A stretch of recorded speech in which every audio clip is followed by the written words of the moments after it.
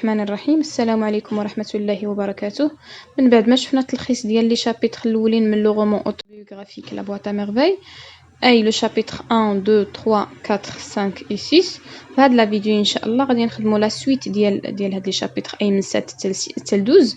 ولكن قبل ما نبداو ما تنساوش تابوناو في لاشين وبارطاجيو مع كاع التلاميذ اللي عندهم الاولى باك واللي متبوعين بالامتحان. Donc, le chapitre 7, on est les préparatifs pour Ashura continue. Le réveil tôt du garçon, coupe de cheveux et la douche nocturne, rite psalmodie homicide, la visite de l'Aïcha. Alors, في هذا le chapitre 7 كانوا تحضيرات العاشوراء باقيين مستمرين. كاع العيالات ديال الدرب ديالهم شراو لوليداتهم البندير ولي طامبو وكانوا الوليدات فرحانين.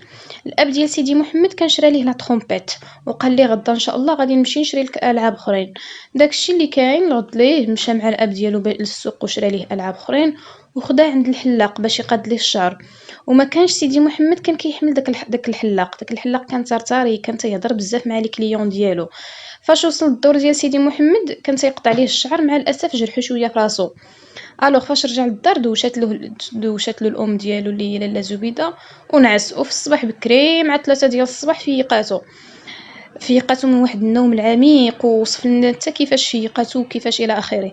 ولبس الحوايج جدادين، ومن بعد ما فطر خلاص بالحلاوي، وكما العاده حنا المغاربه في الاخر في هذه المناسبات كيكونوا الحلاوي في الفطور الى اخره.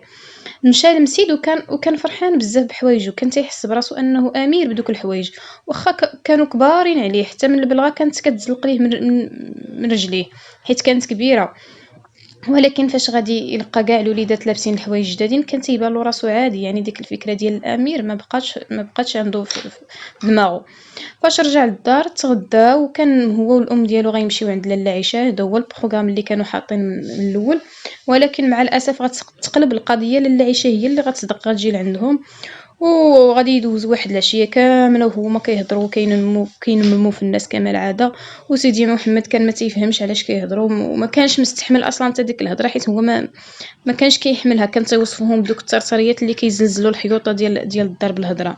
دونك هادو هما اهم الاحداث اللي وقعوا لنا في لو شابيتر نيميرو 7، وخصنا نشدوهم مزيان. Donc, le chapitre 8, le roman raconte les progrès remarquables de l'enfant à l'école coranique. On est la visite au souk de bijoux en vue d'en acheter à la mère, la Zouida. Dispute du père avec un courtier. La mère croit que les bracelets portent malheur. Le mari de l'Aïcha la quitte et se marie avec la fille du coiffeur. L'enfant qui est Sidi Mohamed tombe malade. La dispute entre M'Alem Abdeslam et le Dillal. في هذا الشابيتر 8 جا الصيف. سيدي محمد غادي يحكي لنا المعاناه ديال لاله زبيده مع الحشرات، وحتى من المدرسه اللي هي مسيد فاش كان كيقرا فيها كان مع الصيف والصد بدلوها، مشاو لواحد الضريح اللي فيه واحد البلاصه زوينه وبارده. هذا التحول كان ملأ من سيدي محمد، ولا كيقرا مزيان ولا كيحفظ مزيان، والفقيه خبر والديه وعجبو الحال، وخبر والديه باللي ولا مجتهد. ولكن كان سيدي محمد كان تيقرا مزيان ماشي حبا ولا عشقا في القرايه، تو سامبلومون كان تيقرا مزيان حيت والديه باغي انه يقرا، وحتى الفقيه كان مزيرو من جهته.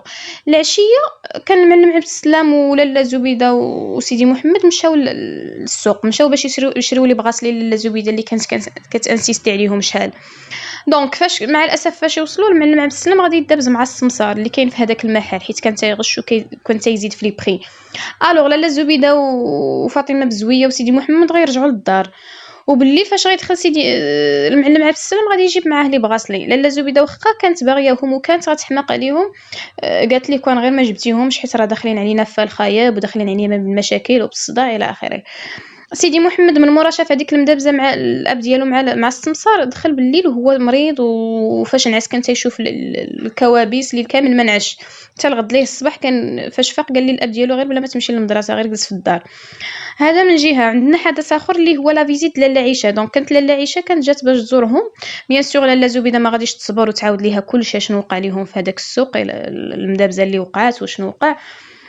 من مورا سالت لاله زبيده لاله عائشه جا دورها حتى هي وعاودت لها المشاكل اللي وقع لها مع الزوج ديالها وكيفاش تتزوج بالمراه الثانيه اللي هي لا في دو كوافور. دونك في هذا لو شابيتر نيميرو 9 on est le père المعلم عبد السلام a perdu son capital, sa résolution de partir travailler comme moissonneur. On est le départ du père, on est l'enfant Sidi Mohamed est triste et se sent seul après le départ du père. On est la visite chez لاله عائشه. سيدي محمد باقي مازال مريض في هذا لو شابيتر 9. دخل باه وجاب معاه خبر خايبه، هي ان راس مالو كله طاح ليه في السوق. لاله زبيده تعصبات وبدات كتنتف في الشعر ديالها وكتقمش في وجهها وكتندب. دونك عبد السلام كان تيحاول ما امكن انه يهدئها باستحضار داك الوازع الديني اللي كيتميز به، وقال ليها باللي المؤمن ديما مصاب وباللي ربي ابتلاهم والحمد لله منين الابتلاء جا في المال. وقال ليها باللي غادي يخدم غادي يلقى شي حل.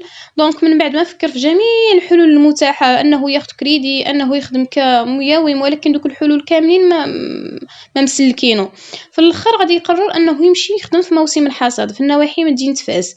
دونك لاله زبيده في الاول غترفض، قالت له بلي ما يمكنش تخليني مع ولد صغير وولد مريض، ولكن غيقنعها حيت ما عنده حتى شي حل. قال لها الا ما مشيتش غادي تكوني واحد لوبجي دو بيتي، واحد الاخر يشفقوا عليك صحاباتك، يشفقوا عليك الجيران، يشفقوا عليك الناس اللي كتعرفيهم. دونك في الاخر غادي تقبل وغيمشي يخدم في موسم الحصاد في نواحي مدينه فاس. دونك كان سيدي محمد فاش كان مشى للاب ديالو كان مقلق بزاف وخدا لابواط ديالو كما العاده، وواحد شويه جات عندهم لاله عيشه. Donc pour le chapitre d'ici 11 غادي نحاول ما امكن نجمعهم باش ما تجينيش لا فيديو طويله.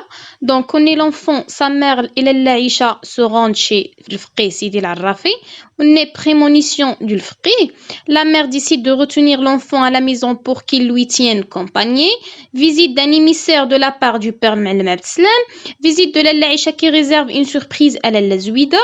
Donc le chapitre 11 on est le bavardage entre les femmes.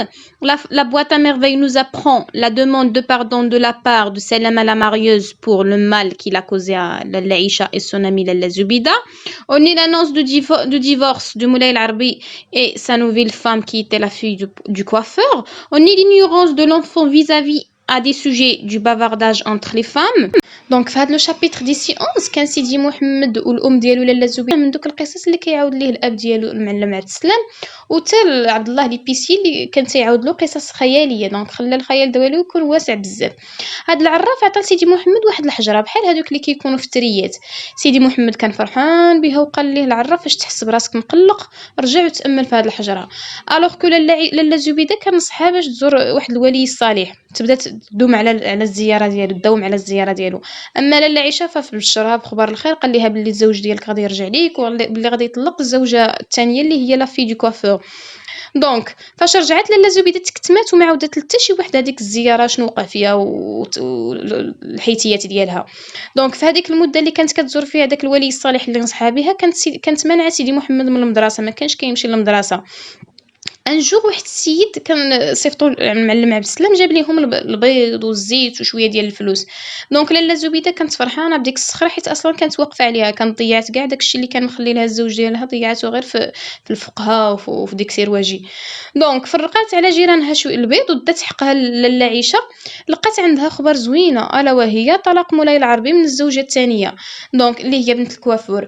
المهم كانوا بجوج كيهضروا كما العاده شادين النميمه كما العاده ديالهم.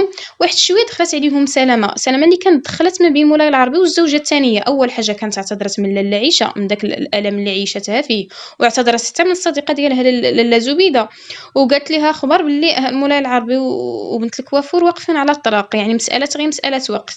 باقيين كيهضروا جات دخلت واحد السيده اللي سميتها زهور حتى هي كونفيرمات لهم هذيك لا نوفيل. دونك هادو هما الاحداث الرئيسيه اللي عندنا في لو شابيتر نيميرو 11. Donc, fait le dernier chapitre, on est la narration du roman annonce le retour du père et la joie de la famille et des voisins. On est la visite courtoisie de Sidris العواد. Donc, fait le chapitre الاخر كان سيدي محمد قلنا ما كانش كيمشي للمدرسه باش يرافق الام ديالو الولي الصالح اللي كان موصيه الفقيه بدا تزورو. دونك واحد شويه كان جا واحد التلميذ اللي كان صيفطو الفقيه باش يطمئن على سيدي محمد اللي كان سميتو علال يعقوبي. دونك خبراتو لاله زبيده باللي سيدي محمد باقي مريض وما غاديش يمشي للمسيد. ا مومون دوني بنت رحمه كي صابيل زينب جايه كتجري قالت لهم باللي شافت المعلم عبد السلام. بيان سور حتى واحد ما تيقها، كلشي نعتها باللي كذابه، ولكن من بعد واحد شويه غادي يجي المعلم عبد السلام وكان داكشي اللي قال صحيح. دونك كانت لا فامي فرحانه، كانوا لي فوازان فرحانين، كلشي استقبلوا باستقبال حسن. واحد جاب لهم واحد الصخره اللي فيه منها الزيت الزيتون الزبده البيض، دونك دوك الصخره كاع اللي كنجيبو في العروبيه. دونك سيدي محمد الى تري زورو، كان فرحان بالرجوع ديال الاب ديالو وبدا كيعاود له داكشي اللي وقع في الغياب بيان سور بدون ترتيب وبطريقته الخاصه. ا مومون دوني جا عندهم دريس العواد، دونك اللي جاب لهم الخبر بالطلاق ديال مولاي العربي ولا دوزيام فام كي لا في دو كوافور. دونك من بعد النقاشات اللي داروا ما بين المعلم عبد السلام ودريس العواد، دونك لو بوتي انفون حس بالملل، حس بالوحده، دونك التجأ كما العاده لا بواط ا ميرفي ديالو. دونك في هذا لو رومون اوتوبيوغرافيك اون لي 3 روتور: لو روتور دو مولاي العربي ا سا بروميير فام، اون لو روتور دو بور ا سا فامي، اون لو روتور دو سيدي محمد ا سا بواط ا ميرفي. دونك اون 3 روتور. هادو هما اهم الاحداث اللي عندنا في هذا لو رومون. وكما العاده ما تنساوش الاشتراك في القناه، والسلام عليكم ورحمه الله وبركاته.